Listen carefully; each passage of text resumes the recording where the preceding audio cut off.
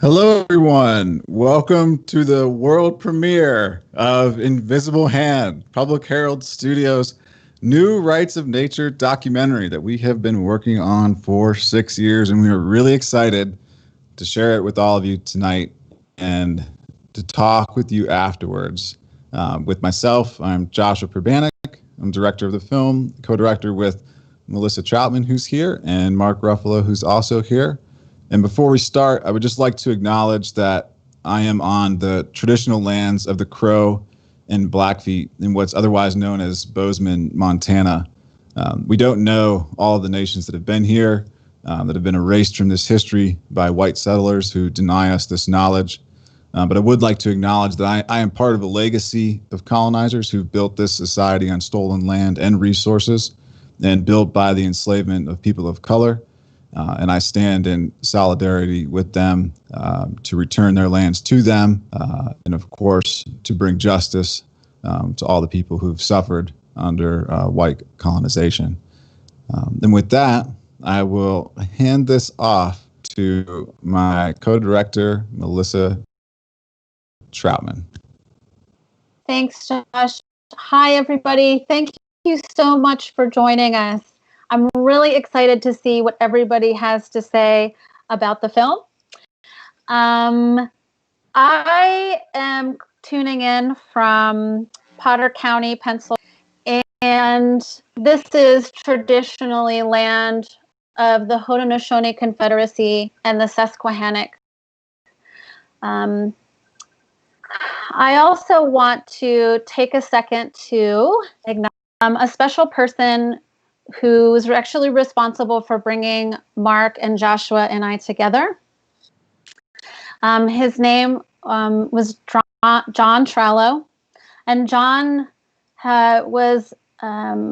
he worked on community rights and rights of nature, which is what this film is about, up until his last days. He passed away last year after a fight with cancer, and John was incredibly passionate about this. I had the chance to speak with him in some of his last days, and we talked about this issue, about this movement. And I just want to take a moment to remember John for his work and his passion, but also he's the reason that brought us together. Mark, I don't know if you remember the exact piece that John made you reach out to him, but yeah, do you remember which piece it was? I think. I gotta unmute myself. Yeah. Hey, you cut out for a second there. What did you said? What piece? What? Oh, I was talking about John Trello bringing us all together, and it was a piece they wrote on his blog that I think initially made you reach out to him. I don't know if you remember that. Yes. So John was, we were in the fight against fracking together, and he, I think, was writing about. He was writing about it constantly, and he did. I think he mentioned that you guys were making this doc, and maybe I think you had interviewed him for it. Not this doc, but Triple Divide. And I really first of all, I love John. He was all heart and soul, and he got this, and he was a great organizer. And so he mentioned you guys, and I think did I reach out to you? Did we? How did that come together? Yeah, I reached out to you. Yeah. No, Melissa, what happened? I got a random voicemail in the middle of. Remember, listen, we were going to premiere the film like in 30 days. And we got a voicemail from Mark Ruffalo saying, "Hey, I just watched Triple Divide. I really like the film. Let me know what I can do." I was like, wait a minute. Mark Ruffalo just called us. And we're about to release this film. That's right. This is awesome. Yeah. That's right. So John. A long time ago. That was a long time ago. And here you guys are, and that was, God, how long ago? Was that 5 years ago? It was longer, 7, more. 8. So 7. Here we are. here we are. You know, we banned fracking in New York State in part because of your help and because of all of the people that were fighting it in Pennsylvania, including John, who was so willing to open up his home and his knowledge about what was happening in Pennsylvania and share it with us New Yorkers. We were about to follow you, and yeah, the question became, how do we protect ourselves with a kind of an overarching legal framework that would include all of these communities fighting against corporate greed and a political system that's totally at their disposal to do basically whatever they want in our communities. And that kind of sent, and Public Herald, you guys were on the cutting edge of all of the kind of the places in Pennsylvania that were getting trampled on by this industry. And of course, that led you to the seeds of this documentary, which is, profound and game changing in what you've laid out and what these communities have created and CELDF created in fighting this. Yeah, it's been an amazing journey. We've gone from investigating the cover-up of water contamination at Public Herald to getting introduced to communities like Grant and the folks in Toledo who you will see in the film, who have really the most radical, revolutionary people that I know I've ever met. And I think I'm speaking for Josh too when I say that. Because they are addressing the fundamental underlying issue that really is affecting all of our environmental struggles at that. So we're going to have plenty of time to talk after the film. We're going to get started here. But first, I think, Josh, why don't you kind of explain to us how this where people actually tune in to watch the film and that kind of stuff. Yeah, for sure. So if you're on invisiblehandfilm.com/premiere, that's where all this is going down. You can get to the link on the homepage. If you're trying to get into this, well, I guess you're not. If folks want to see the Q&A happening on the website, you just press play and it'll start going. And right above that Q&A where this is going on, you'll see the window for the film.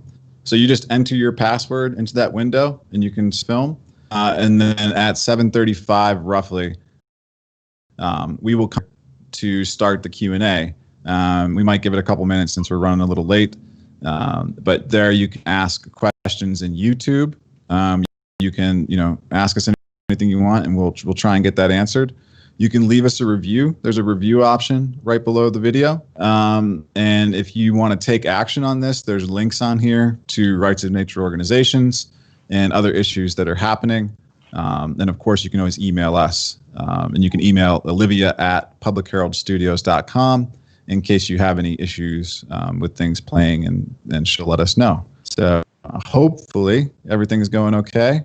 And everybody will get to watch the film, and we'll all come back here soon and have a discussion about it. So, sound good? Let's do it. See you guys then. Roll. The clock.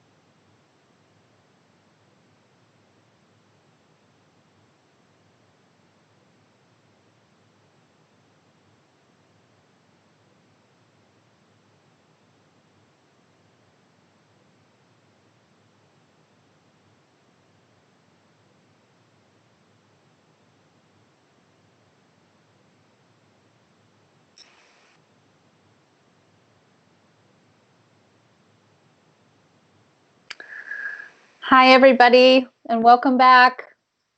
I think, Josh, you're muted still. Oh, apologize, everybody. Welcome back to the Hi, virtual everybody, and world welcome premiere back. of Invisible Hand. I think, Josh, Somebody you're muted muted me. still. Yeah, so just to say that, apologize, everybody. Welcome back to the somebody's Hi, got everybody, an echo in. and World welcome premiere back. of Invisible Hand. I think, Josh, Somebody you're muted me. still. Let me double check that real quick. To say that, apologize. Sorry, everyone. We're back.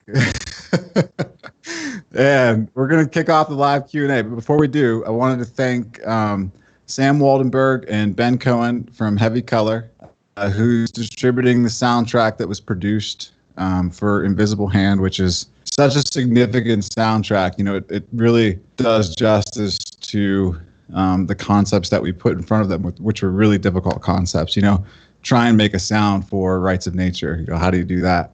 And they just did a phenomenal job with that. And that's coming out with Curiouser Music, so you can pre-order that soundtrack on Curiouser Music. And we have an awesome panel that's going to be coming on tonight.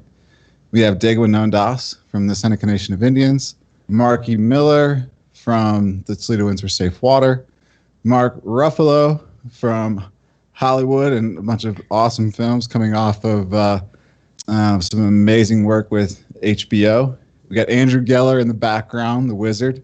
He's controlling the switchboard. And we have Melissa Troutman, who is co-director of the film, who's going to kick off the Q&A for us. So, Melissa, go ahead.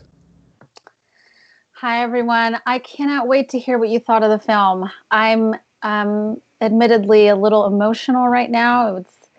It's especially emotional for me to watch the part where the Seneca Nation came to my hometown of Cattersport, Pennsylvania, to defeat the fracking wastewater facility they had planned for the headwaters of the Allegheny or Ohio.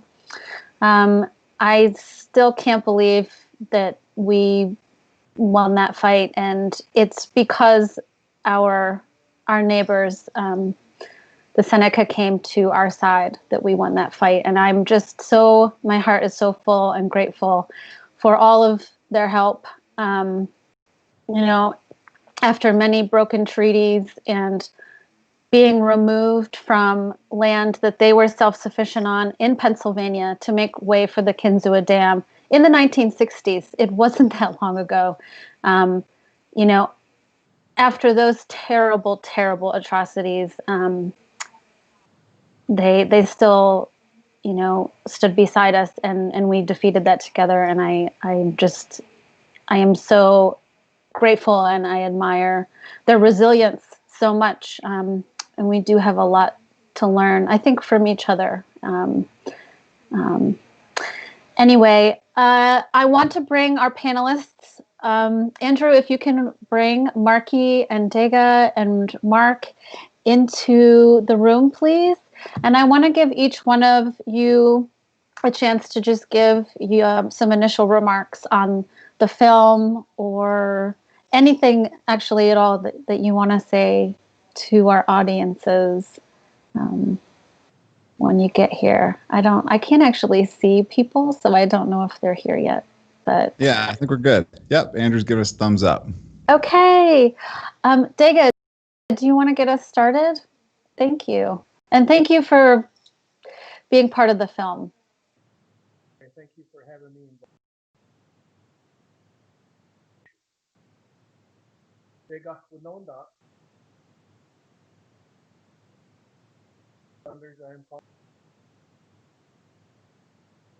Thank you for watching this.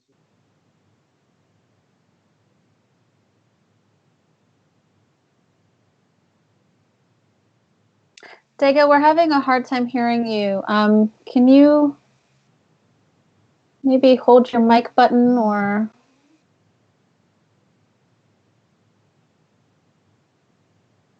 No, that's not working. We're back. Is it any You know what you could do is, Daga, take your headphones off, unplug it, and then turn the volume down on your computer. Yeah, that might do it.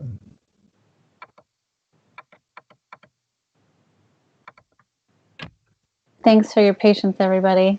We really wish we could be doing this. Yeah, we can Oh, hear there you. you are. Okay. Go ahead, Daga. Thank you. Just a little bit.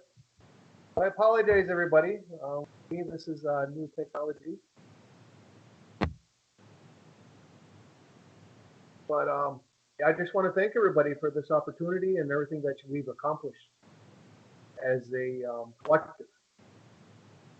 Everything that has happened wasn't set forth or accomplished by one person. Very own collaboration between countless and many others. I myself here, living in our territory, our ancestral land, I had made mention of. And from my perspective, I sit here and I watch everything that is happening. Some of it is disheartening.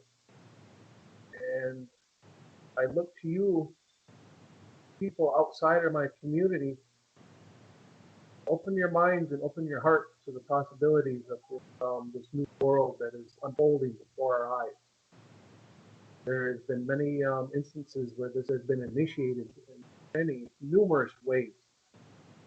And for those who can see and understand what I'm referring to, know exactly what is happening. This is the future that we need to ensure the betterment of for future generations. For those faces yet to rise from our Mother Earth. Look forward to welcoming them. Everybody that's been involved. We all made our contribution. Again, just a collective that accomplished this goal. Once we continue to work together, we can accomplish much more. And if we can encourage others to participate, join us, welcome you with open arms as family. For me, being Haudenosaunee, people of the Longhouse, I am a ancestor of highly evolved spiritual beings who had lived here upon our Mother Earth. That's what I have descended of. I myself am a large proponent of happiness, joy, and contentment, something that will be achieved. A lot of things have been mentioned in regards to maintaining the balance. Mind you, the balance is very precarious, something that has to be attended to daily, sometimes moment by moment. But the only way that you're going to have an opportunity to achieve that is to have a love, honesty, and respect for yourself, one another, and all creation. Once that is attained, balance will be achieved. It comes our personal responsibility to maintain that balance. So, I want to thank you for this opportunity. Thank you for joining us. I want to express my gratitude to you all for the love in my heart and the compassion that I have. You all that give us the strength that we need to carry us into it. So thank you. Thanks, Daga. Thank you for being here. You want to take over, Mark? Are you ready to? You want to unmute that? There you go. Sure. First of all, I want to just say that I'm here in the ancestral lands of Lenape and Munsee Native people, and by their grace am I here. Daga, thank you for that and that point of view of us being together. When I was at Standing Rock, I learned a saying that the Native people use there, Sioux Lakota people, and it's Madakwie Oyase, which is we are all related, and it means everything, from you and me, us human beings, across race and religion and gender and all these things, but also the living world, the bird animals and the animal kingdom and the water animals and the microbes and even the stars. And that is a more true reality than the one that most of us in Western culture are living with, which is we are all separate. We're coming to a moment in time where these extractive methods that we've used to push our constant economic growth, and the resources that we're extracting, we've peaked out. And so now we've gone on this journey of becoming more radical and more destructive in the way we get these fossil fuels out of the ground, these resources. And therefore, we are coming directly up against people, how they have to live with this, and they don't want it. And so that's the fight we constantly see, is one of agency, one where people want to have agency over the lives, over their water, over who's coming in, over who's destroying the things that they cherish, and a system that puts corporations above those people and their needs. So that's where we are right now, and it's happening all over the world. The question is, and what this documentary is offering, is a way forward. You hear time and time again that a corporation has the rights of a person, and the idea that nature has no rights whatsoever is absurd when you do it the framing that Melissa and Joshua have laid out in the film, and the people like Markey and the people from Cloudersport and the people from Grant Township, and what Daga and his people and the wisdom of his people is telling us, we can't go on like this anymore. And so the film lays out the groundworks of how a community can actually protect itself by giving nature its rightful place of some sovereignty, of some personhood, of some personal protections that will create a structure of law that can be applicable to any beautiful place that a community holds so deeply and close to their hearts. So this is a great conversation to be having. This is our world premiere on the first ever documentary that actually gives you proof of concept of the rights of nature, and can open up your minds and your hearts to actually seeing nature as a living entity that deserves those rights. So I think I'm giving it to Markey now, and Markey, you moved me so much in this. It's so beautiful, the work you've done.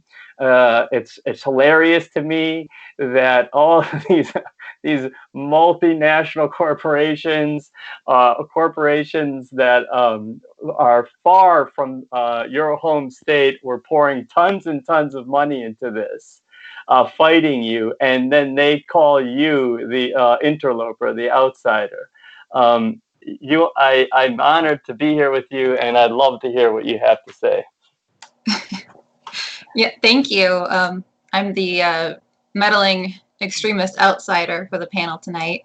But thank you so much. This is really an honor, and being included in this dialogue with everyone here. I'm really honored to share this space with passionate people who fearlessly lend their voice to nature. And the work is a labor of love. It's about ordinary people doing extraordinary and inspiring things. And the victories and the obstacles that we face always bring momentum and excitement and emotions, but it's the one-on-one time with communities that are still willing to do the work, knowing that the road ahead is bumpy and difficult and unfinished. And they still say, we want to do this too. It's too important not to. And that's what's really energizing for me. I think we all watch parts of that film that affect our hometown, and we're getting a little emotional and tearing up a little bit because your sense of place becomes so violated. And you just have this calling to be engaged in the work. So I hope everyone enjoyed the film and watched it with an open mind and an open heart. And I hope it left you inspired.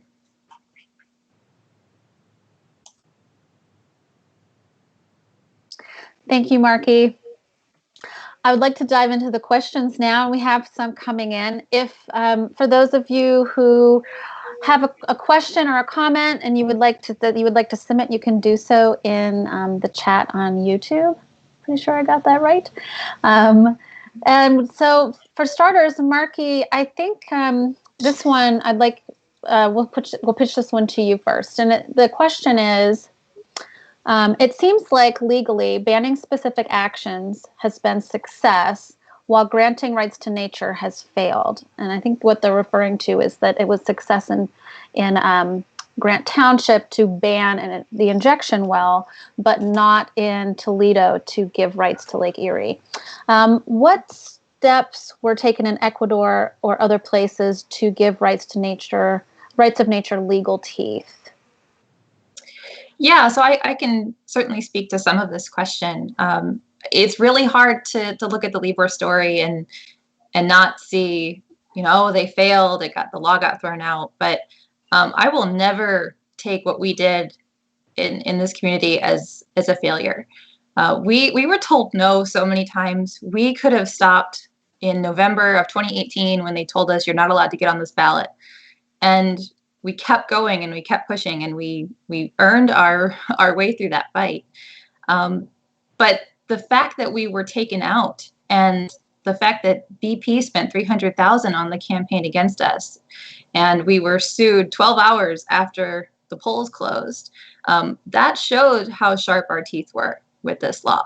We were a threat, and it's frustrating, but it's also extremely validating to know that we had to be taken out.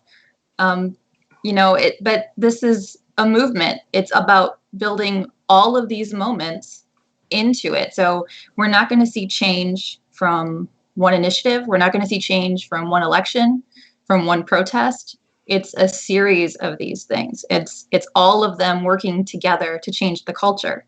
You change the culture, you change the law, but the culture doesn't move until we do. You're so right, Marky. I was actually looking today. I saw that CELDF published an updated rights of nature timeline, and so I printed it out and just in I think I wrote down all of the places where rights of nature has been enacted in some form or another just in the past couple of years, from New Hampshire to Colombia, Sweden, Australia, Brazil, the Ponca Nation, the Chippewa Nation, the Ho-Chunk Nation, Mexico, Colorado, New Zealand, the Green Party of England and Wales. So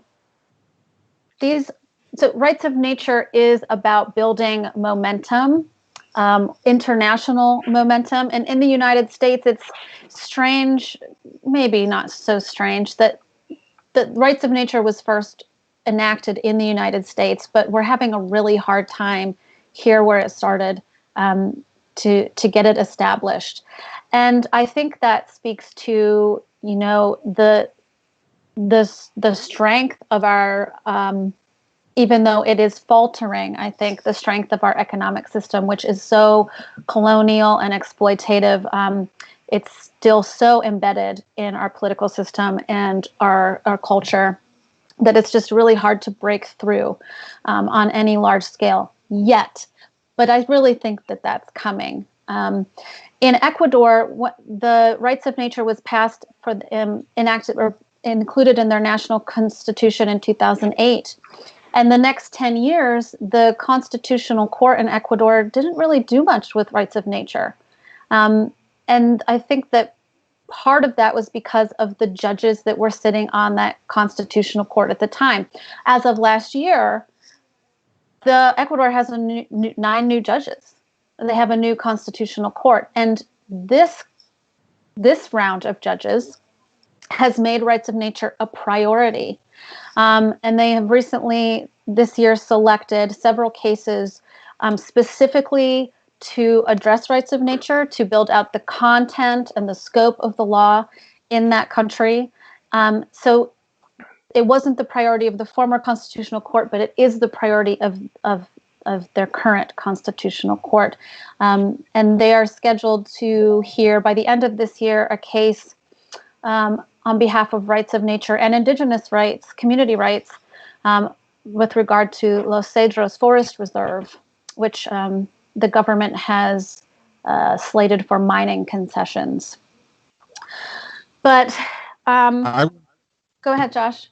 Sorry. I wanted to touch on that. Yeah, there's that the connection there that the question had about PA and Ohio, and to put this into context, this is not some kind of sacrosanct situation where everything is written into stone. I mean, you are essentially fighting a continuation of this revolutionary war in America, which established human rights. It's the next stage of human rights. Rights of nature is essentially fighting not the monarchy, for instance, but it is fighting capitalism in much the same way. So just like, the monarchy didn't want you to believe you had human rights, capitalism does not want you to believe you have rights of nature. And people like Markey are changing that global perspective, which is tremendous. I mean, the win that they established by carrying rights of nature globally to everyone is profound. It is so profound, the kind of faith and inspiration that they created across the globe, and the fact that they were able to break through mainstream media and bring this subject to everyone is a huge win. Grant's win is very, very significant because rights of nature is written into their local Bill of Rights. It's in their community rights bill. It is their law in their area against Toledo to stop Toledo from having local control. So Ohio is in this really dictatorial situation where they don't want to give any local community any control at all over anything that happens. They will just throw the weight of the state against you. So Markey is like part of what's going to be a total uprising in that state to shut down the state from constantly acting in this tyrannical way to control local communities. And rights of nature is right there, at the front of the stage saying, we're here to fight with you. We're here to protect this lake. We're here to protect these rivers, and we're not going to let the state do this to you. So nothing's written in stone in Ohio. These fights are ongoing.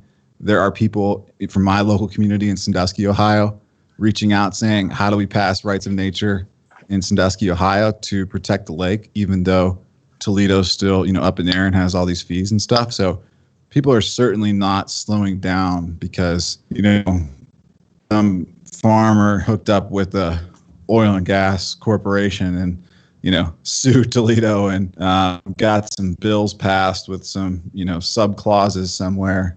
Things are not going to stay that way there. Things are totally going to change.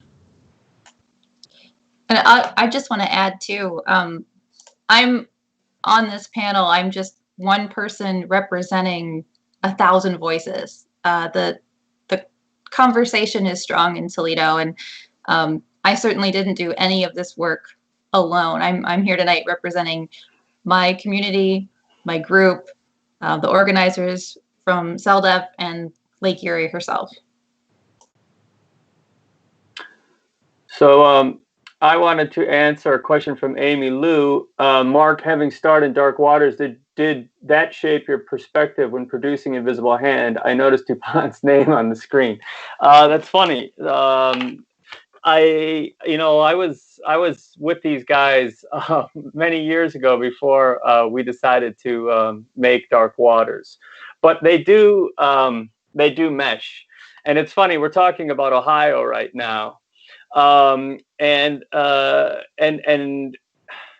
you know, there's a whole community of people whose rights to even know that they were being poisoned were completely shuttered. The state knew it, the EPA, the feds knew it, the company knew it. Everyone knew it, but the people who were being poisoned. No one gave a two flying shits about those people.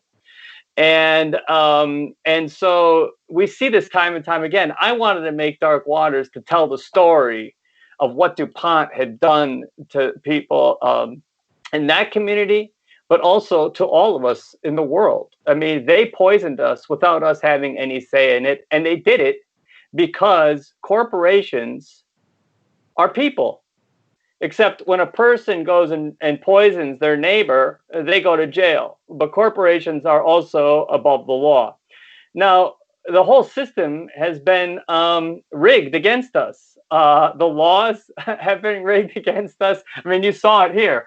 Even a community who wants to say no to something like an injection well has no recourse of action. So how do we move forward is the question. This has taken so many people, so much time, so much brain power to figure out how to do it. And we're showing you how to do it. And there's people doing it all over the world now, okay? And if it's hard for you to get your head around nature having rights, just think about the insanity of a corporation having the rights of a person. And we all accept that, even though that is so fundamentally radical an idea. It's not even living, as we hear in the film. Lastly, I want to point out that something that Dega was talking about was that nature is going to dictate to us how we're supposed to act. Nature has a say in all of this. We right now are in the middle of the coronavirus. It's an act of nature. It's not even a living thing. It is a piece of RNA, piece of DNA that slides into our system and replicates itself. Okay, nothing in our history, in modern history, has changed man's behavior quicker. No religion, no actor, no book, no movie, no social, cultural movement has changed mankind's behavior faster than coronavirus has. And that's just the tip of the iceberg. So we're either going to have to change our ways and do it with some grace and do it with some thought and do it with some intention, or we're going to get dragged into it. But it's happening no matter what. And so we have a choice here. We have a chance here to listen to what those rivers are telling you, to listen to the life that's teeming in those rivers and lakes and forests. It's full of life. And what they're telling us is we belong here too. And anyone who has any relationship to the natural world understands this. And that's why people like Markey and the people in Grant Township were willing to put their lives, their well-being, and all the time that they have, extra time, on the line because they inherently know this is true.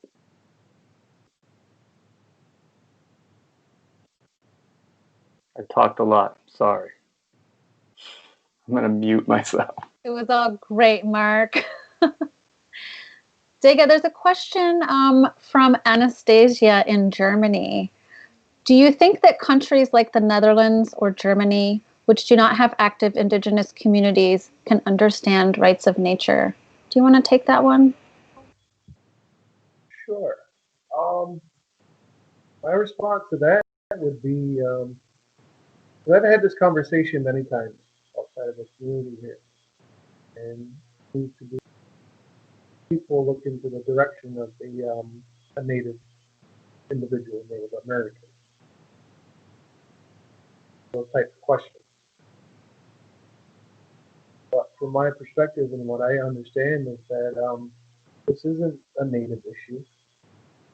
This is a human being issue. This is something that doesn't require ancestry from another country.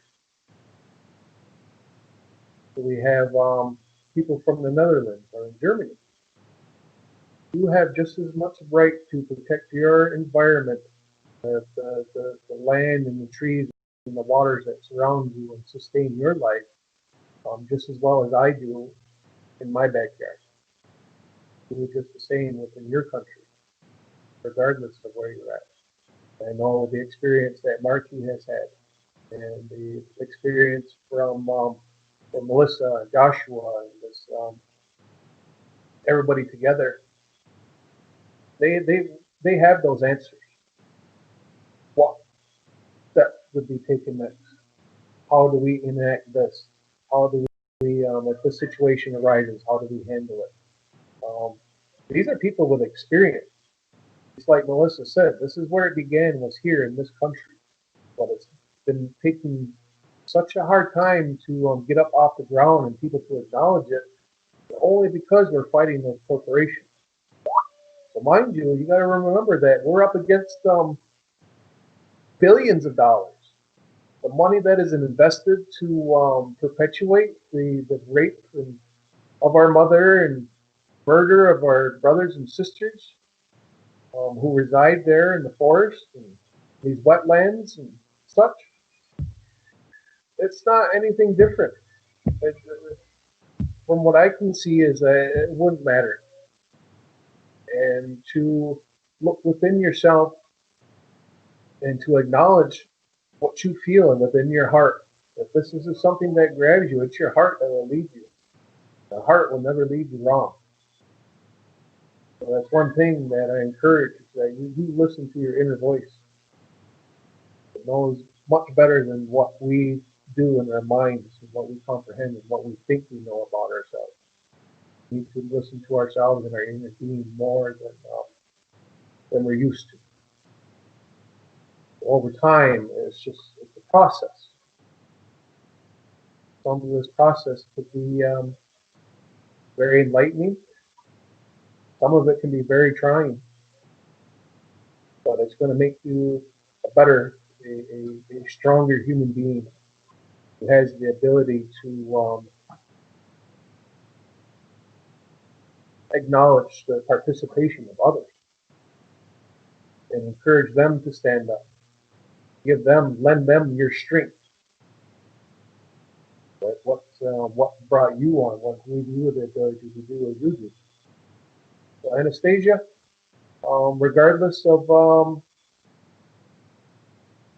your neck of the woods, whether it's around the corner from my community or halfway around the world, this is something that we can accomplish mutually. And I direct you to my friend, my family. They know. They've been there. They've done it. I myself, I look to Marky as a great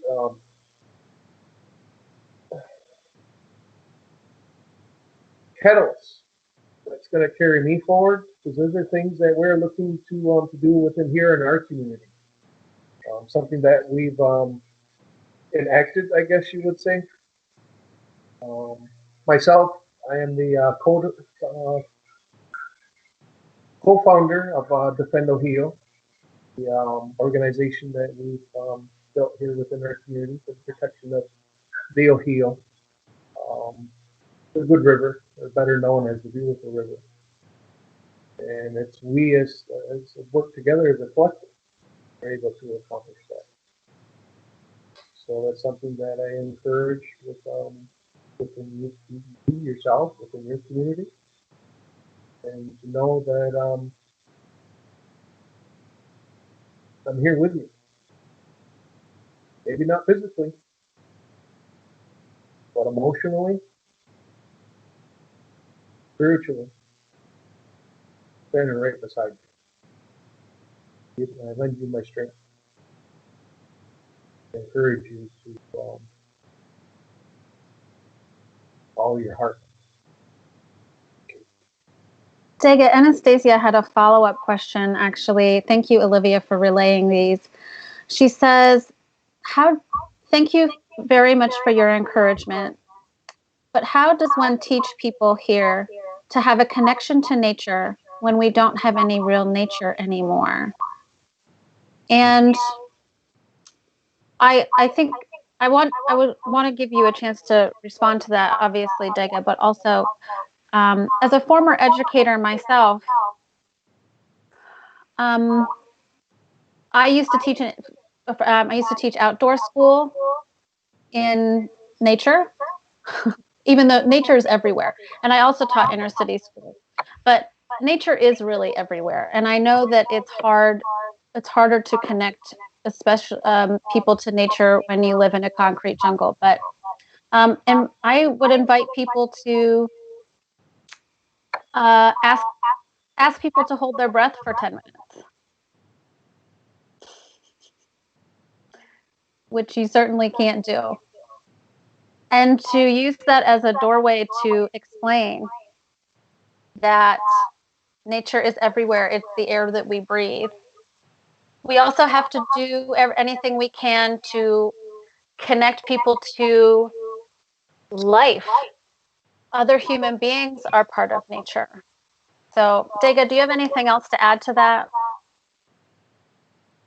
I do.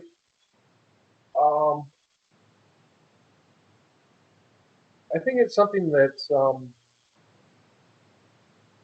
very simple that's made complicated from time to time.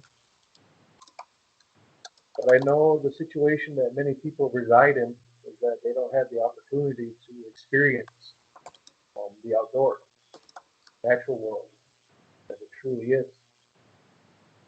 We're lucky here in our country. We still have the forest. Myself here, growing up and residing in the woodlands of New York. But I think to have a connection or to initiate that connection with the natural world, it first needs to be acknowledged. Know that these elements exist, and these elements work in conjunction with each other. If you look to the natural world will show us everything what to do and how to do it. It's that simple. We can complicate it, try to make up our own understanding of it, and as we try to relate it to somebody else. But it's in that personal relationship that it's going to grow from. So with that, just look to the four elements that are sustain all creation's life: air, wind, water, fire. Even to acknowledge the sun as it rises in the morning, give thanks for the warmth, the light that it brings, for the air that you breathe. If you have a fireplace within your home, your residence, maybe in the wintertime, you like to stoke that fire and it keeps you warm. Acknowledge for what it gives you. Because it's those elements that are abiding by their original instructions. They don't do anything else other than that. Like I have mentioned before, it is we as human beings, we as man, have strayed from those original instructions. Now it's our responsibility to return to that, encourage that within others so they can find it within themselves. There's not going to be anybody around us that's going to dictate anything and tell us what to do and how to do it. We're all personal experience and following of our heart. If we have the ability to encourage and support others, that's when we start to build upon this, our family. So over time, it'll happen. But just look for any inkling of the natural world. You got to be a tree somewhere. Got to be some flowers. Oh, the flowers are so beautiful. But mind you, don't pick them. Pick a flower, killing it. Let it grow. Let it thrive. Beauty. It's something that we as human beings, that's what gives us the strength that we need within ourselves. I work at a campground. So I'm outside all the time. I love it. I had this gentleman approach me last week, and he was all excited. He says, Dega, look what I found. Dega, look what I found. He says, I found a four-leaf clover. Hold it in his hand. Like, man, yeah, I got all the luck in the world now. This is not the way that I see it. I said, what I was taught, I said, where that luck is derived from is that you admire that plant for what it is. Thank you. You let it thrive. If there's any obstacle in its way of thriving, you remove that obstacle. That's our responsibility as human beings. We remove those obstacles so this natural world can propagate and thrive for generations to come. Made it this far. We've made it here to this point in time, this exact moment that we're all sitting here together right now. So it'll happen.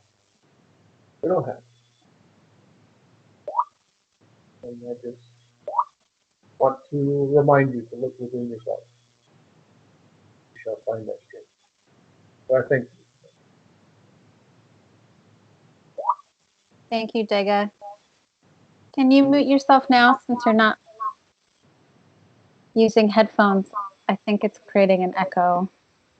I got him, Melissa. Oh, thank you. I wanted to add really quickly, Dega was talking, there's got to be a tree or flower somewhere. There's also seeds. Growing something from seeds and when watching that cycle of life is a very great way to get connected to the laws of nature right in your kitchen. So that's another idea too. We've had several questions come in about how to enact rights of nature in a particular state or for a particular ecosystem, a particular country. And so, and we also got a question, Marky, about how you got started. And so I was hoping to lump all of these together a little bit and have you talk a little bit about how you got started. What brought you to this? What got it started for you? Sorry, I'll just leave it at that. Sure.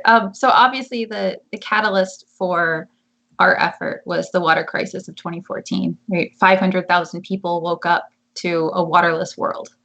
That was a really jarring and just really emotional experience to go through because you realize your vulnerability and felt very powerless going through that. So that was certainly what got me interested in this kind of work. But I went to meetings and felt censored. I went to electeds and felt ignored.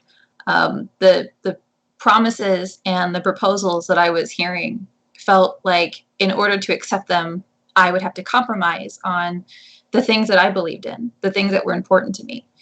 So out of that frustration, it was realizing, well, here we have 5 decades of regulations and things are getting worse. So I can take the path that's been walked by 5 decades of environmentalists before, or we can start a new path.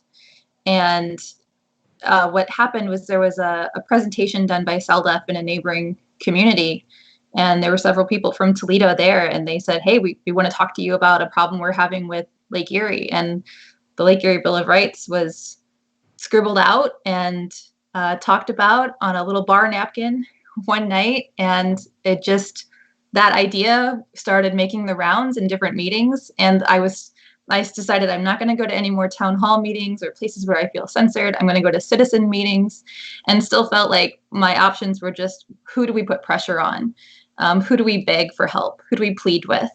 And when this idea of, well, there's this thing called the Lake Erie Bill of Rights, it's being pitched around, it's just an idea, it just spoke to me immediately because it was something different. It was something unique. And it didn't take much convincing for me to hear rights of nature. And I was hooked. I was sold. Because as a grad student in environmental science, I felt lost. I felt like the more I got engaged in the protest and the more I got engaged in the curriculum, I was just being told, here's the world's problems. We don't have any tools for you, but good luck. And told to go and do meaningful work in a dying world. That's a lot to carry. So to be given an option and a strategy that just made me feel empowered and made me feel like I had a voice was life-changing. So go to meetings and call electeds and write letters. But after that, call your neighbors, call your friends, get people in your community rallied around an issue. Find an organization like CELDF. I believe you guys have a list on your Take Action page. Find an organization that supports grassroots advocacy and organizing. They helped us really figure out, I had never done a petition before. I had never run a campaign. I didn't know what a local charter was. I didn't know any of this information, but they helped us understand. And the more you do it and you realize I can learn new skills, I'm capable of understanding, you just dig into the work. So my best advice would be rally around what things you're not willing to compromise on, rally around issues going on, but don't wait for a crisis to realize that nature is made up of life-supporting systems. When we talk about nature, we think, oh, the park down the street or the beach half an hour away. Nature is everywhere. If you have air, water, and soil that sustains you and supports you, you have nature to protect.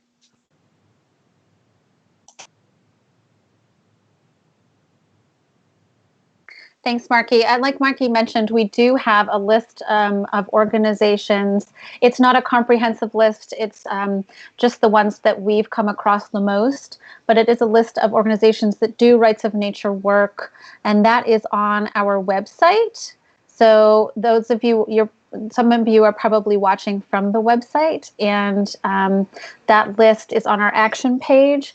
It includes of course, CELDF, Earth Law Center, the Women's Earth Climate Action Network, or WECAN, Center for Earth Jurisprudence, Earth Advocacy Youth, the Global Alliance for the Rights of Nature, and the Center for Democratic and Environmental Rights, and others. But I really encourage you to explore those resources. Oh, and movement rights too.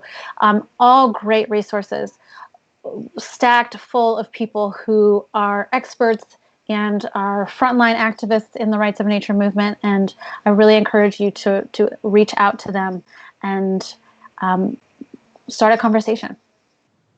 Yeah, and there's direct action links in there too, and there's a form in there that people can fill out to contact us if you're wanting to help out, if you want to write letters, editorials, or donate money to groups, or just get involved in some other way. There's a form there, and we can connect you with them.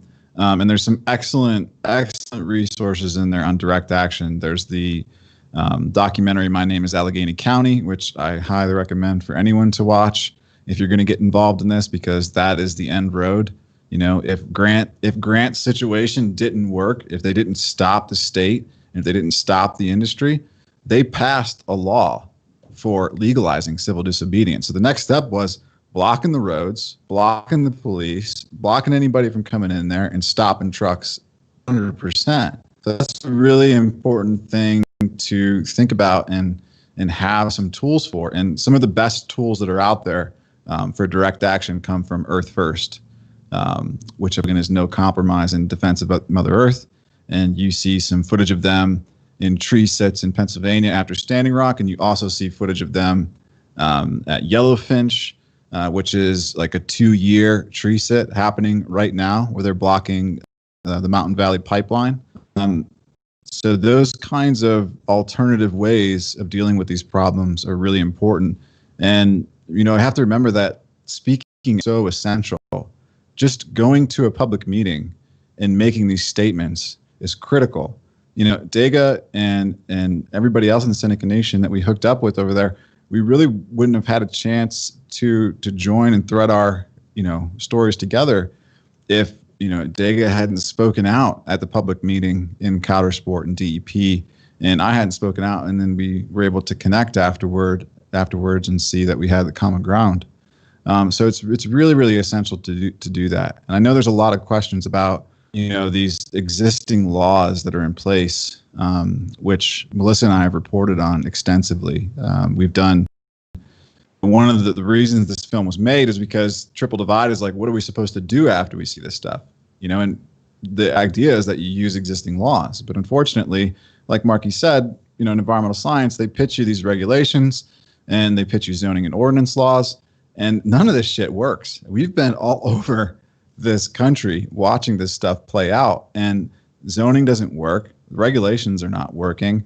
And the people who are getting something done are the ones who are taking these like really bold and really important positions to give nature a voice in the conversation and a seat at the table, and to take out the anthropocentric parts of our society and introduce a more ecocentric, system.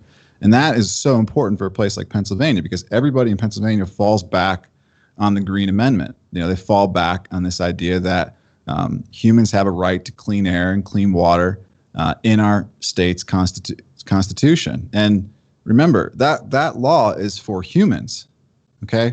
That law is not for the animals. That law is not for the waterways. It does not grant them those rights.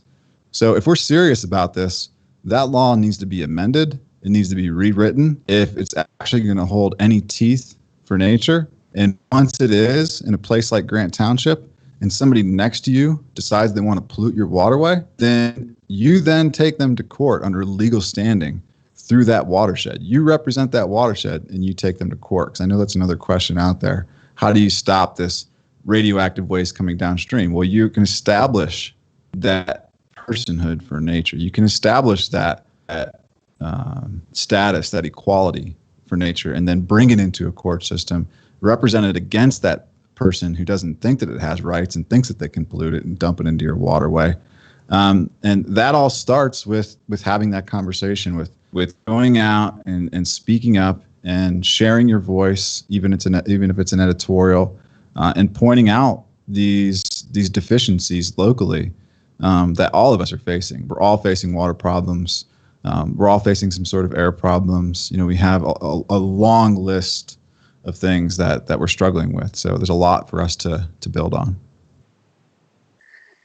It didn't make it into the film, but one of the things that's happened in Pennsylvania is that, and other states like New Hampshire, is that the work being done by individual communities to pass community rights and the rights of nature is being pushed up to the state level. So, for example, in Pennsylvania, a state representative has now introduced a constitutional amendment that grants community rights and rights of nature to everyone in Pennsylvania, like Grant did for their community. It takes, in order for, yeah, it will be in the DVD version. But in order for these individual fights to for the grassroots to move up, it takes more voices. And like Josh said, you have to speak up, talk to your neighbors, talk to your school board, talk to anybody who you think needs to hear about these issues. Mark, I want to pitch it over to you for a second, if that's cool. I see a question from Altus Numena. I'm sorry if I screwed that pronunciation up. Mark, Hollywood influences society so deeply, especially children. Thank you for using your powers for good. Do you feel like celebrities and those with loud voices are saying enough? Thank you, Altus. And before I answer this, I just want to add, this documentary is an organizing tool. And, organizing tool. Gaslands was an organizing tool. There's a way to use the culture to organize. You can show a group of people this documentary, and you will embolden them, and you'll immediately convey ideas and emotions that can't be conveyed sometimes in just a direct conversation. So I invite you to the reason we won the fracking fight in New York was in large part because of those documentaries that we could show to communities so they could see what was actually happening in other places. And so I guess that goes to your question about Hollywood. It does influence society. And it, but there's also been a backlash to it. A lot of people don't come to Hollywood. They don't go to an electrician to get plumbing work done. And so there's that same kind of thinking towards Hollywood. But I do see an emboldened Hollywood. And they're doing it in culture by making films about this. There has been a dramatic shift towards justice in the storytelling, diversity in the storytelling, focus on climate change, on environmental issues. I think that's where Hollywood is the most powerful, and yes, it's good for people to step out. But it's also powerful for them to engage in creating culture that illuminates the issues that face us. That's almost equally as important. But I'll tell you this.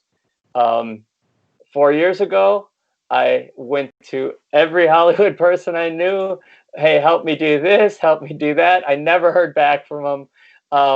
And 4 years ago, it's been a constant flow of people asking me, what can we do? What more can we do from Hollywood? And I think that's been a huge shift that I've noticed personally. Oh, man, that's good to hear. It is. It's evolving. Yes, I think it is. People are losing their fear. We have some big issues ahead of us, and people, their fear is dropping, and that's so important. We need to face these things with courage, and we do that with community. And so, yeah, it's good. Absolutely. Speaking of society and influence and community and kind of taking this up, Justin Noble, who is one of our favorite journalists, has submitted this question. Justin! Yay, Justin. If you guys haven't read it yet, Justin has an amazing piece in Rolling Stone called America's Radioactive Secret. And that's all I'll say about that for right now. Just go read it. Justin, thank you for submitting this question.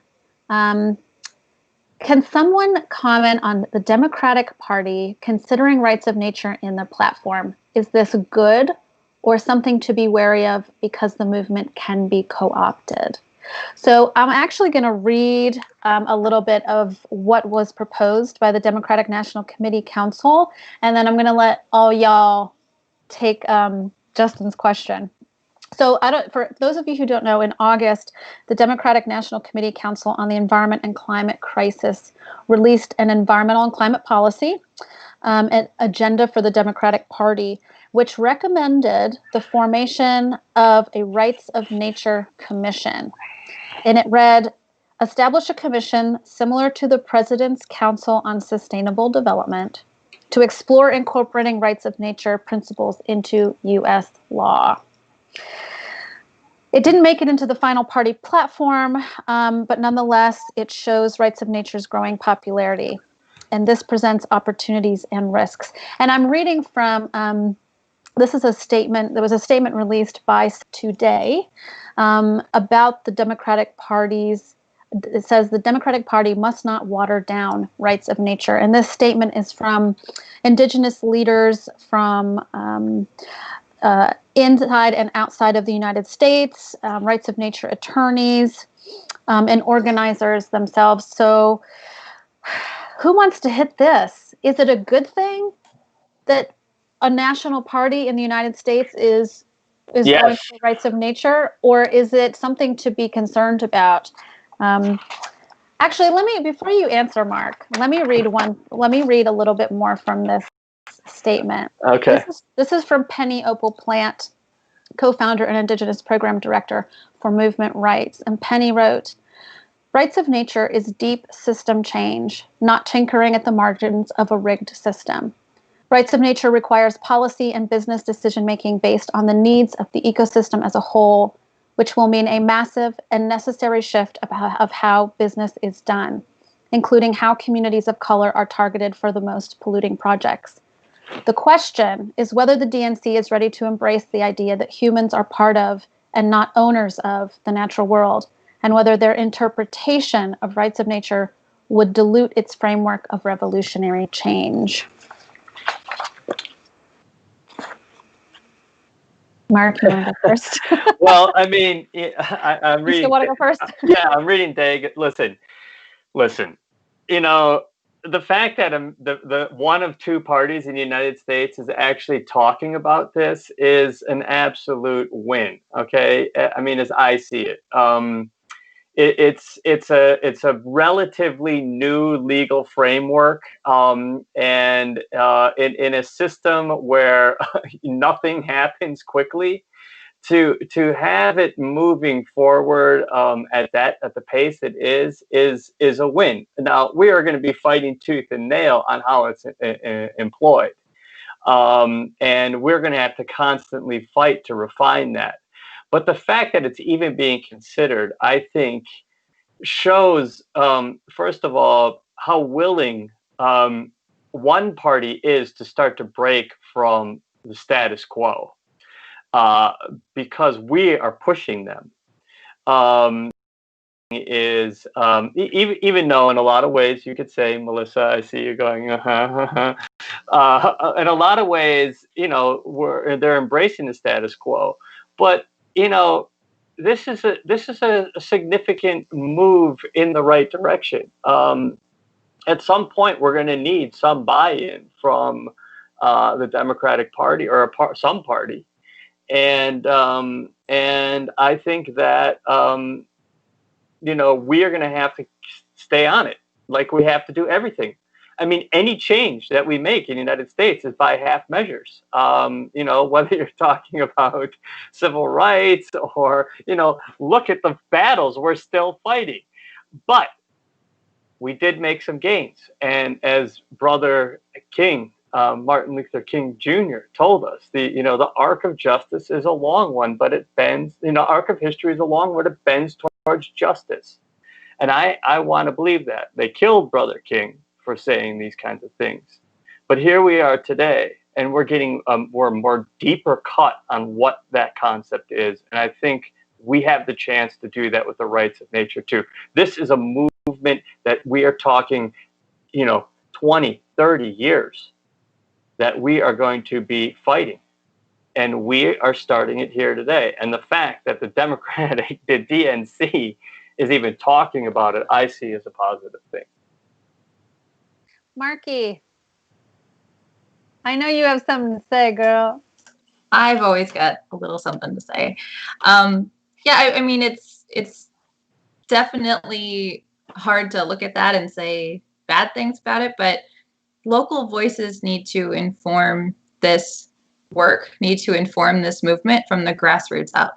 And as rights of nature becomes more popular, it becomes more mainstream, I think it has a higher risk of being hijacked and taken from the original intention. The question earlier about, if I don't have Indigenous representation, but you still need to honor the Indigenous knowledge in this work. And so I guess there's a lot of integrity at stake. And that's what makes me cautious about openly accepting this is just, oh, good, it's out of my hands. They're going to take the fear for me is that people will sort of say, I'll let someone else handle it because I don't need to anymore. The Democratic Party in Florida put rights of nature in their platform, but then all but one Democrat voted for the preemption rights or the preemption of rights of nature that came through in the face of that work. So I think ultimately actions will speak louder than words. Always. Who else? Who else wants to hit this one? This is a big one. It's kind of a big one. Dega, Josh. Oh, I want to hit it, but we can let Dega hit it if you want. Dega. Yeah, I got something to say. Let's take a few things into consideration. Year is 2020. It's an election year. We had an individual that we refer to as Hanyan Naganyas, he who destroys towns. That name was initially given to, well, not a name, but a title, given to George Washington, the founding fathers of this country. And we all know what this man has done during his term, and all these rollbacks. I myself have had the opportunity to travel down to D.C. and to lobby for some of these the clean water rule that was initiated in regards to the Clean Water Act. So this is a time where they're just trying to garner themselves as many votes as possible. So it's not anything I would put much weight into until election season passes, and see if they still want to continue to pursue that. Regardless if it's anything that happens during this point in time, but if it's something that they really want to do, they want to make an opportunity for the community, this nation as a whole, they'll continue it regardless. But they know what they're up against. They know they got to blow as many horns as possible just for them to maintain what integrity that they have left. And that's going to be very difficult. So they're going to choose our side. I don't even like to say our side. I don't even like to stand in opposition to anything anymore. If I found that I stand in opposition to something, I'm asking for a fight. I don't want to fight. There's other means, there's other ways of accomplishing these goals without standing in opposition. Something that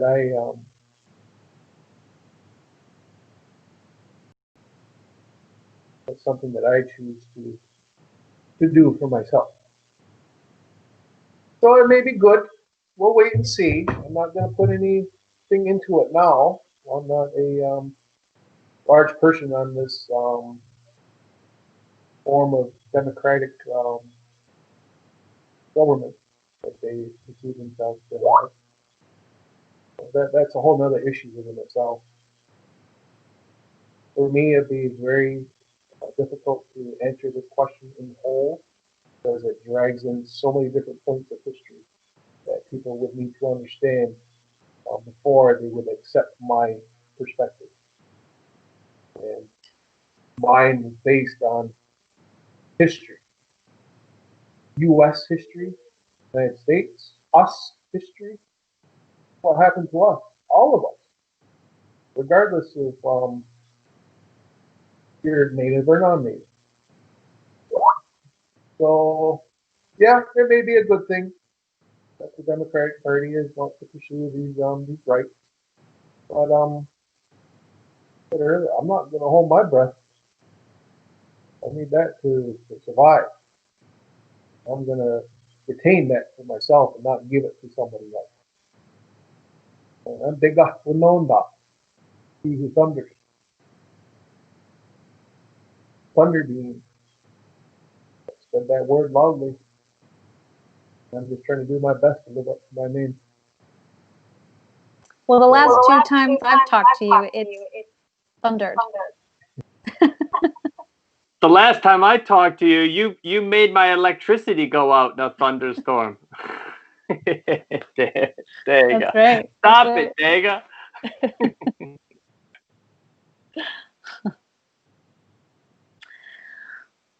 I see it's 8:55, and I know that we said we were going to go till 9 o'clock.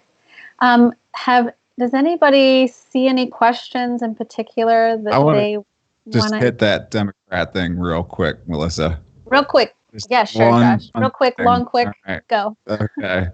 So, I mean, it is a doorway. Mark said, this is a good thing. It is a doorway into a world that the Democrats have had closed for a very, very long time. But you have to remember who put the damn door there. You know, I'm always going back to the idea of what would a corporation do. And in my mind, what a corporation would do is introduce something like the rights of nature into the Democratic Committee in order to understand what the hell is going on, because they probably can't figure this shit out, because they certainly aren't in the areas that we're in or having the conversations that we're having. So one of the ways that they can really craft a bill to destroy rights of nature is to start these committees and then steal those voices that you give to them to draft something to annihilate it. So that's something that has to be looked at very, very closely. So you have to be very, very careful when somebody like the Democratic Party opens a door like rights of nature. It offers two opportunities. One is to amplify a word that is really powerful and needs to be understood.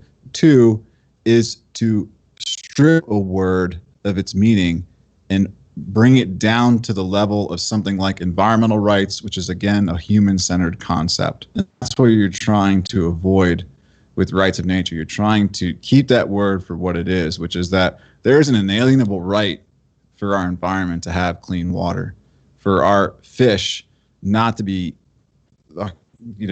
living in a river with PFAS chemicals from DuPont that's being dumped in that are never going to go away, or these other types of chemicals that are never going to go away. And that basic foundation for rights of nature, the idea of clean water, that simple foundation stops a tremendous amount of destructive industry in this country. It stops the Monsanto industry from being able to create these persistent organic compounds that don't go away. You have to have an inalienable foundation for rights of nature.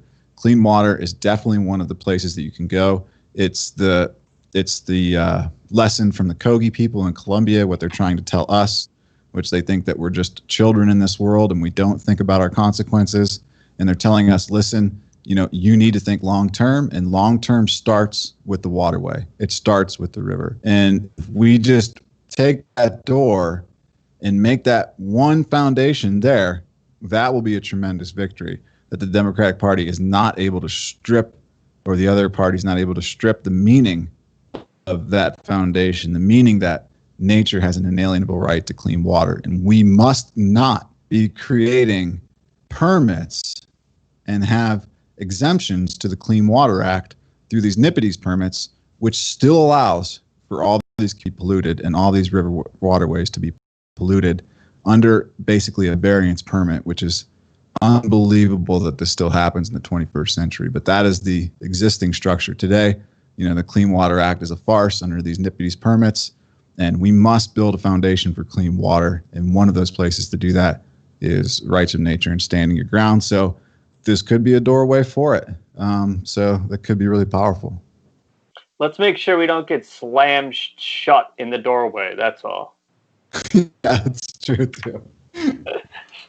I want to say one more thing, and this is also from the statement from CELDEF and movement organizers, again titled "Democratic Party Must Not Water Down Rights of Nature." And one of the quotes is from Lana Jack, founder of the Columbia River Indian Center. And she talks about how over time her people have been denied their right to exist and coexist in the ways designed by the creator of the law of nature, that is natural law. And she says quite simply at the end of her statement, honor the treaties first, then we can talk about a commission. And that of probably more than any of them hit me really hard. Yeah. There's a lot of pain and damage and generational trauma that goes along with that gets all tied into ecocide and rights of nature. Nature has been colonized alongside the people who are closest to it. And if we are at a point in the United States where we're talking about starting commissions for the rights of nature, I think it's a little more than a little problematic that we're doing that at the same time that the treaties have not been restored, treaties that have been broken, including the treaty that the Seneca Nation had to live peacefully and self-subsist in Pennsylvania before they were moved in the 1960s to build the Kinzua Dam. Get rid of that damn dam. Give them back their land. Let's start there. Exactly. Let's give it back. It's 9:01, and I know that there are so many questions that we did not get to all of them. But I think the last one that we might want to use the rest of our time for was sorry, let me scroll up here. It was from Biddy Moon, who said, while we petition for the rights of nature, how can we simultaneously address the modern world's impact on the natural world? And that includes all of us as members of that paradigm. Whew, this is the big question, right? How do we, we're living a paradox. We're petitioning for nature to have rights. At the same time, we live a modern colonial lifestyle that constantly extracts and harms and is violent against nature and other people, without their consent. And violence without consent, I mean, let's just call it what it is. It's rape. We're raping our mother. We're raping our brothers and sisters. So how do we live inside of that paradox? I don't really know how to answer that question, but I will share something else that I read. I'm just going to share the things that people way smarter than me say. There was another recent piece on resilience.org called Preparing for the End of the World as We Know It, which was by the Gesturing Towards Decolonial Futures Collective. It is a very long, very amazing and profound piece about how we live inside of this paradox, which in the process of dealing with that is a process of decolonizing our lives. And they actually have a kind of an acronym for how to sort of do this, and it's called compost. And it basically has to do with, I won't take the time to go through it. I really encourage you to go and read this beautiful piece. But it's all about holding space for the pain and the difficulty that comes with facing our truth, which is that our way of life is very violent and it's destructive. And it talks about owning our responsibility as participants.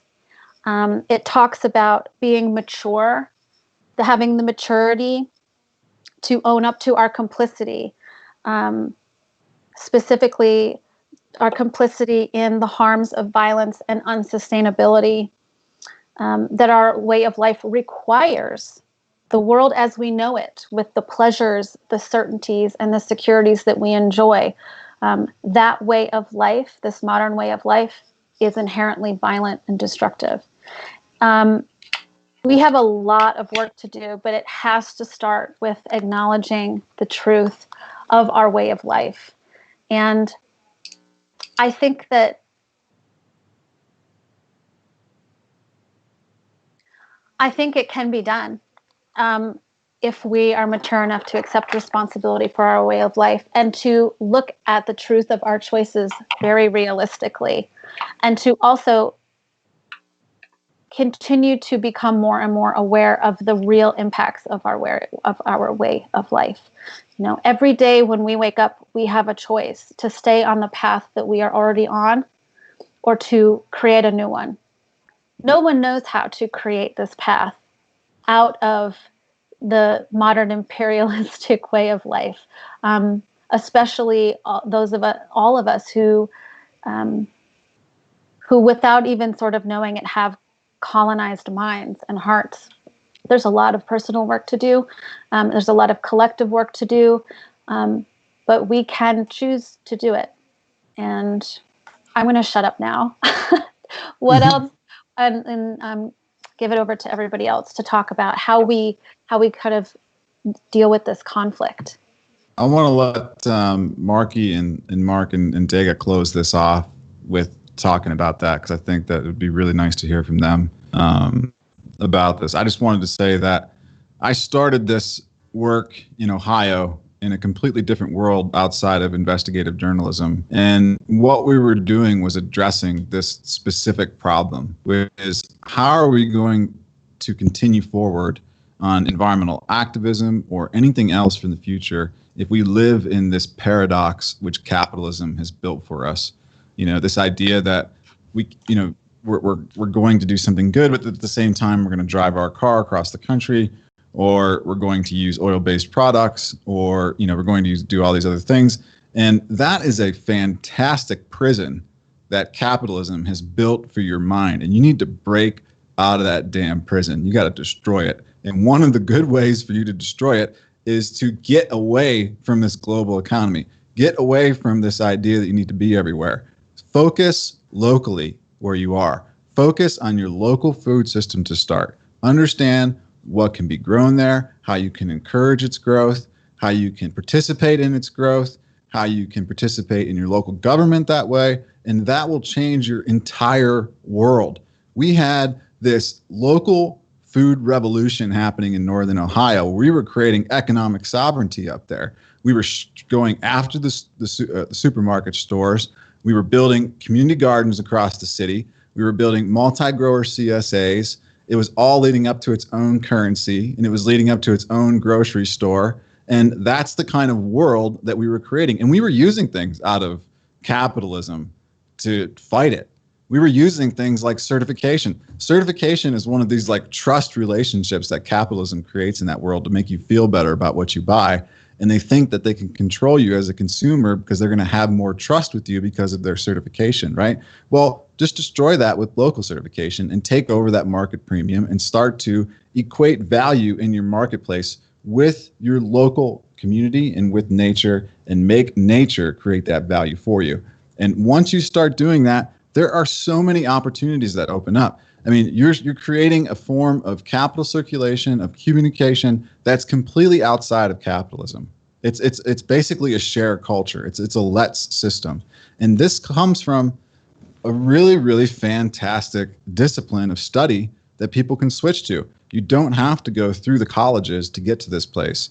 You can go there directly through permaculture. You can sign up to be part of permaculture in this world, and you can start to study systems under permaculture and study local systems under permaculture. And it creates the kind of design and the kind of mind that you're trying to establish with rights of nature. The idea that we're not going to extract so much out of the system that we're going to kill it. We're actually going to find a balance. And then when we find that balance, we're going to try and create a surplus for it. And then we're going to try and protect the rest of our environment after we figure that sort of stuff out. But it involves like so much sacrifice, which is really great sacrifices once you make them. I mean, I remember I got rid of my car for like years and just rode a bike, and it was like one of my best times in my life because I got so connected to the land on Lake Erie, and it was fantastic. And the relationships I had were much stronger. And you're always communicating with people locally, and you're always thinking about that space, and it was tremendous. So we really needed to take over those local systems and focus on creating local laws and creating local solutions where we're breaking ourselves out of this prison of globalism, which we're totally stuck in at the end of the day, and capitalism just beating down on us with. So I think that there's definitely like a future that's awesome, and there's nothing better than a good prison break. So it could be good. So that's all I got to say about that.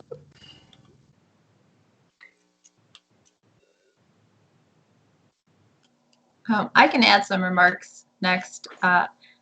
We like to say here that we don't lose until we quit, and we don't quit. So once you understand that you're living and working in a fixed system, it allows you to seek strategies that break down that system and rebuild.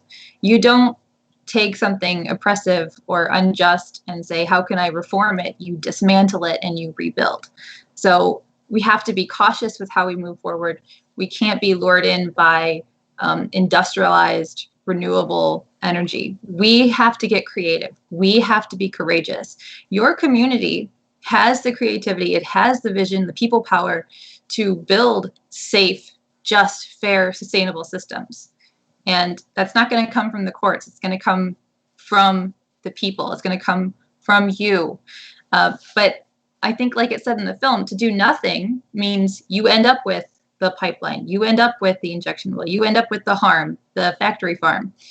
And as uncomfortable, as inconvenient as it seems to make those changes, to unplug, to reduce all the luxuries that we have, that we rely on, I don't think any of that discomfort could compare to being displaced by climate change, to losing your water to corporate harm. So I would just close with that to say this film and this event should be a conversation starter. The door's open. This is your invitation. No one is coming to save you, but there is a network of people, of communities, of organizations that are already out there ready and willing to help. So be fearless, be bold, and be unapologetic, because you have everything to lose. Oh. Does that leave me? I can Go for it. attest to this too. I gotta turn off my volume and work here. That's it. From my perspective, it's going to be a difficult transition. We have become so accustomed and so reliant upon the things that we perceive as necessities. Sitting here in front of the computer, I got my lights on, hear the TV in the other room. These are things that we've gotten addicted to. My friend, my co-founder of Defend Ohio, said at one time, he says that we're addicted to convenience. That we are. Anything that makes our lives that much easier, we'll readily take in. It wasn't that long ago that we relied upon our own being within the community for our reliance, our self-reliance. It wasn't anything that we'd done on our own. Now everything has shifted into this nuclear family and this restricted community. Makes things like that difficult. It wasn't that long ago that we were all incorporated extended families. So to go from one to the other is going to be a difficult transition. I think even where I'm seated evening, and if you look behind me, you can see two different worlds actually. If you look to my left, there's a symbol of a wampum belt that they are called. This is the ever-growing tree. It symbolizes the perpetuation of the Guyana Satellite Law, the great law of peace, which I refer to as the natural law of the great. And if you look to my right, you'll see a bookcase full of books, full of knowledge, full of power. Which world do you want to live in? There's many who choose to live in this world. There's people who choose to live in this one. But many of us, we're right where I happen to be situated. We're right in the middle. We're right in the middle of this. How do we support both ends to the greater means of establishing a better future for us all? I think that's the biggest question. How can we coincide with the natural world while protecting it, while perpetuating it for its future, without any more detriment that is caused, no more exploitation of the natural world. So, yeah, it's going to be a journey. That path, we're already on it. We may walk separately upon our own paths, but once you stop and you look around, you can see that there's many of us that are headed in the same direction. We don't walk alone. So with that, Mark, Yeah. closing words. Well, thank you, Dega. And thank you everybody for your really thoughtful responses on this. I've spent the last 5 months with my family.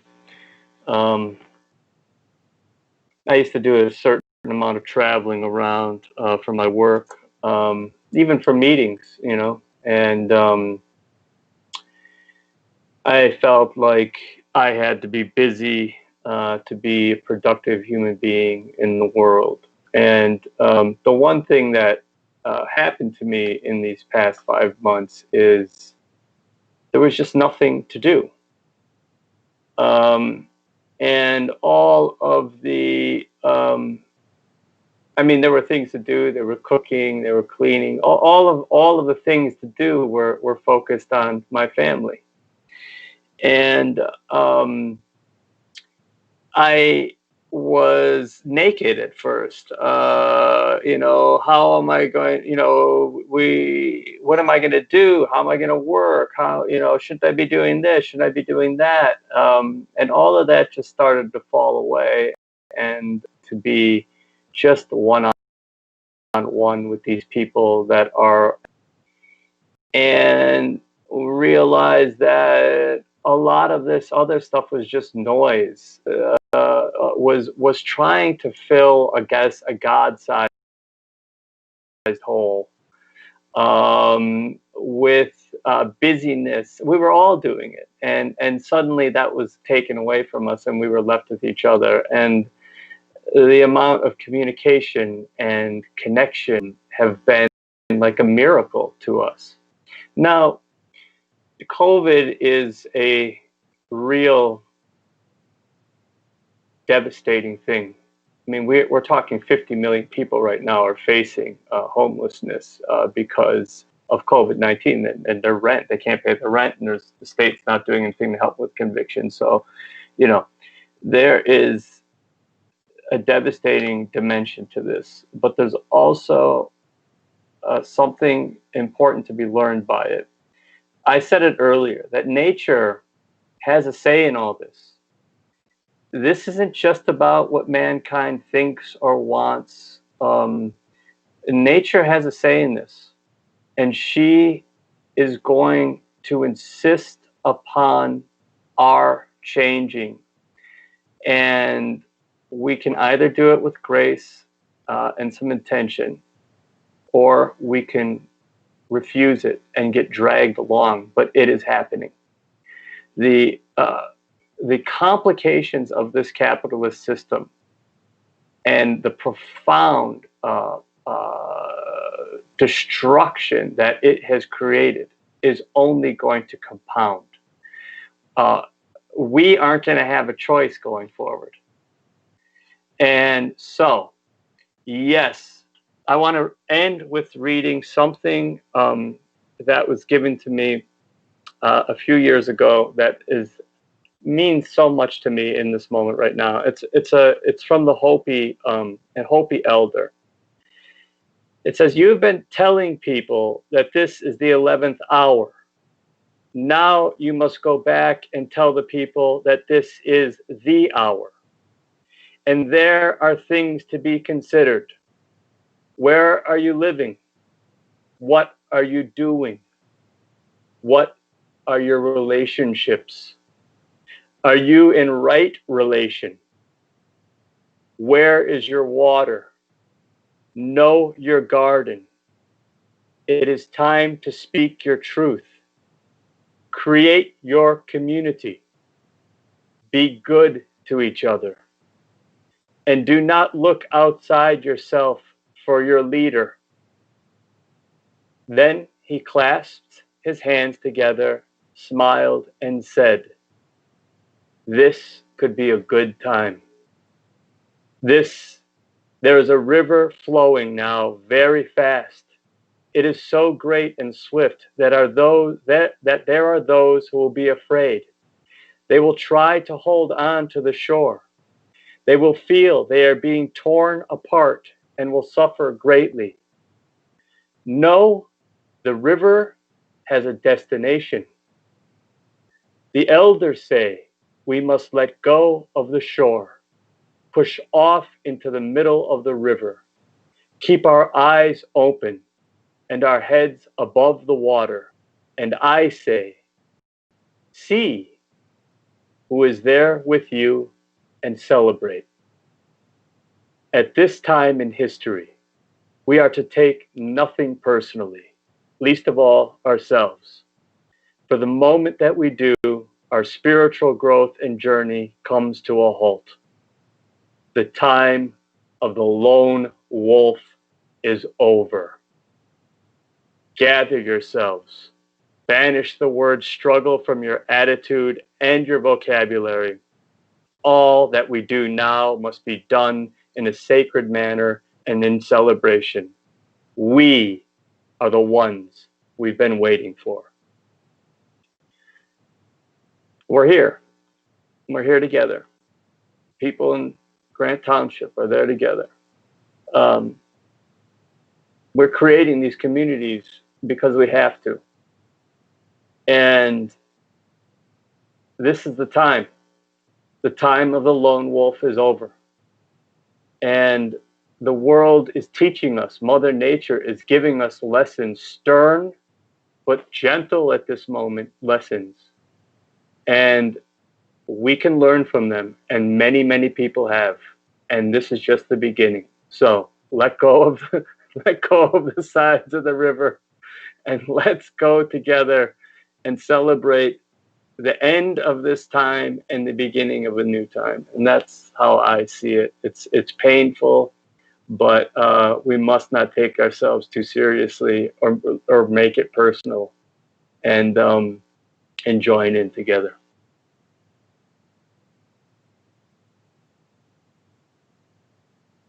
Thank you.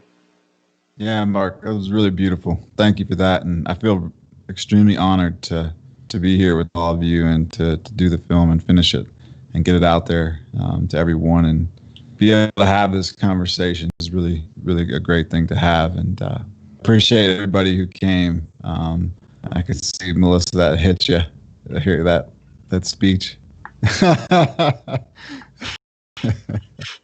That's okay. I don't mind. I'm not ashamed. Yeah, No, it's beautiful. Go ahead, Melissa. You can sign us off. I just wanted to say thank you for everybody for being here. I hope that you and your families are well, and I hope to have more conversations in the future. Like Marky said, this is just the beginning of the road for us. Share the film, reach out to us, reach out to the groups on the action page. I know this is not goodbye. It's just see you later. So thanks again. Good night, everybody. Thanks, Melissa. Good night, you guys. We're gonna wait for the countdown from Andrew.